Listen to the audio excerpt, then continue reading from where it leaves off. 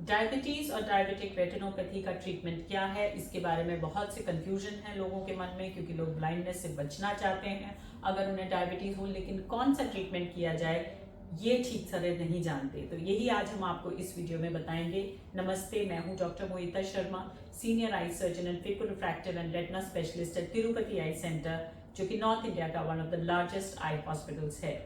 तो डायबिटीज अगर है तो उसकी वजह से रेटिना अफेक्ट होता है। रेटिना होता है आंख की पीछे की लेयर, ये अगर आई का मॉडल है तो पीछे की लेयर को रेटिना कहते हैं, जिसमें जो ब्लड वेसल्स होती हैं वो लीक करती हैं और ब्लीड करती हैं।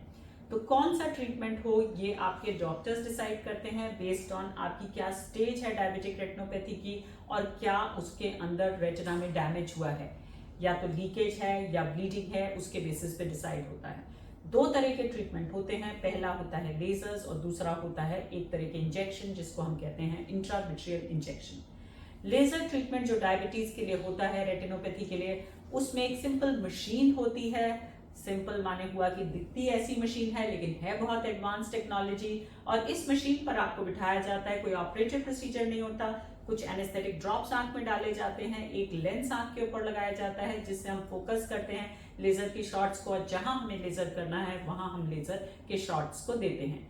ये कभी एक सेटिंग में किया जाता है, कभी डिवाइडेड सेटिंग्स में होता है। एक सेटिंग, फिर एक हफ्ते बाद दूसरी, फिर एक हफ्ते बाद तीसरी, जिससे कि आई के ऊपर बहुत ज्यादा स्वेलिंग या इन्फ्लेमेशन ना आए।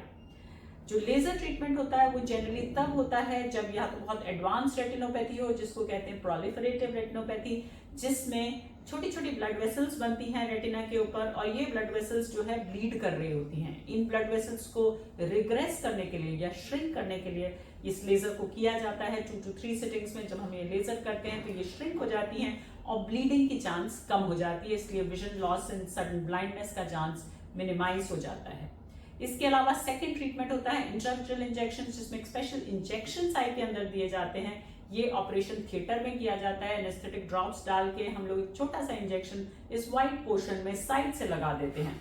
जो ये व्हाइट पोर्शन है यहाँ साइड से लगाते हैं, ये जस्ट आगे रेटिना के आगे ये इंजेक्शन दे दिया जाता है, तो इसका इफेक्ट बहुत ज्यादा अच्छा होता है।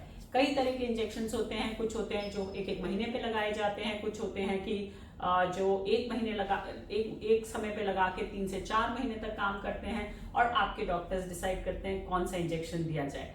कई बार इन इंजेक्शंस को लेजर ट्रीटमेंट से कंबाइन करा जाता है एक सिटिंग से, जिससे कि नंबर ऑफ इंजेक्शंस की रिक्वायरमेंट कम हो जाए। तो ये दो ट्रीटमेंट हैं, इनका कॉम्बिनेशन किया जाता है कई बार, और डॉक्टर्स डिसाइड करते हैं कि किससे आपकी विजन जो है आपकी प्रिजर्व की जा सकती है। तो डायबिटीज का ट्रीटमेंट पॉसिबल है, लेकिन ट्रीटमेंट के लिए इन डॉक्टर को दिखाना जरूरी है, स्टेज को असेस कराना जरूरी है, अकॉर्डिंगली ट्रीटमेंट डिसाइड होता है।